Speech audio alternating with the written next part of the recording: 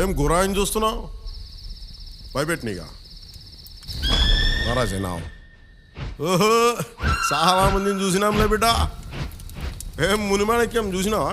వాళ్ళు గురాయిని చూస్తుండే బిడ్డ, మన లెక్క తెలియదు.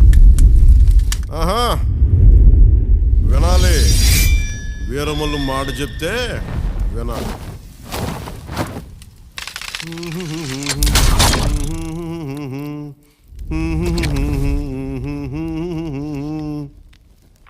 అబనా సుబనా కొట్ట.